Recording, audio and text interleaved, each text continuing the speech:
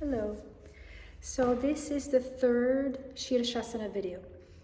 And today I want to talk about learning to balance when we use the wall and what I learned from Lois about the correct approach to learning to balance. I hope it's not too much, because since I am against the light in the back, hopefully it will be fine. So please make sure you watch the first two videos and you study the first two Sirsāsana videos that I made before doing this one. There's a lot of stuff in the other videos that I already covered that I will not cover today. In the last video, my mat was opened and I had put a blanket folded. But if your floor is not slippery, you can just do on the folded mat. You can fold your mat in fours and put the mat against the wall. Make sure you have nothing around your wrists. Your hair, if you have long hair, it's better to do a low ponytail because you want to have the back of the head against the hands. And if you have clothing that is loose, tuck it in. Mine is not particularly loose, but I'm going to tuck it in anyway. Now, as I explained in the previous videos, you want to, and it's good to watch the video completely before you do the pose. So just watch the video. You have studied the previous two videos, and then you watch this one before following. Then you can play a second time and follow. So with the fingers interlaced against the wall, having the elbows shoulder width apart, the back of the head touches the back of the hands, be on the background of the head, and then making sure the thoracic spine doesn't touch the wall. One leg up. So I'm going to do my unusual leg. Well, you got to change legs every day. Up, the same way you change interlace every day. So the forearms roll in, the upper arms roll out. Press the inner elbows down to lift the inner shoulders up. And lifting the shoulders away from the ears. Legs firm, extended. Inner heels up, outer feet down.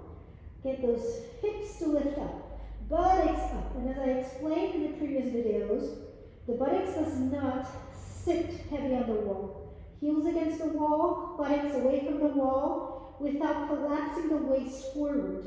Waist a little back, spread the low back ribs. Now if you want to learn to move away from the wall, you have to do it simultaneously with both legs at the same time. You stretch the inner feet up, draw the outer feet down, get those inner legs long, absorb, compact.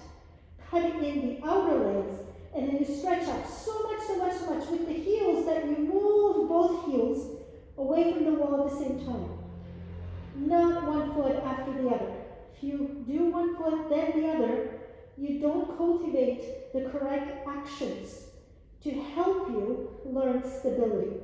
So not one foot after the other, and then you come back with both feet. And then keeping one leg up as long as possible, you bring the other leg down, and then the other one forward. And without turning your head, when you come back, rope one action, just briefly. And then I highly recommend to do Sirsāsana to correct any weirdness in the neck. So I just unfolded my mat once. It's just folded into two. This is an extra long mat, so you have to see. Now you really have to take the ponytail completely off. Head on the floor, shoulders on the mat. Do not have your head on the mat, and I addressed that in the previous video. And then keeping the feet straight, the neck long. As I talked about in the previous video, the idea is to feel the length of both sides of the neck.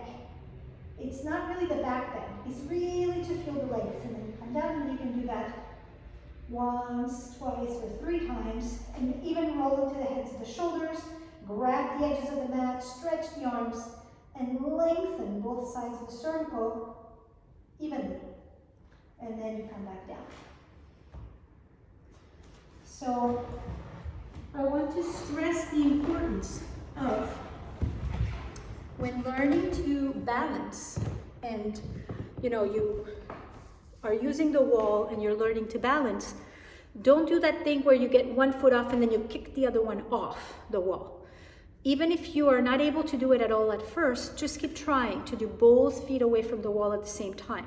It teaches you how to use the correct stabilizing muscles, how to use the whole body as a community, and not just one foot after the other and hoping for the best. But there is really a clear communication within the whole, the base, the top, everything is clearly communicating and orchestrating all the actions necessary in order to learn to balance in a more stable way.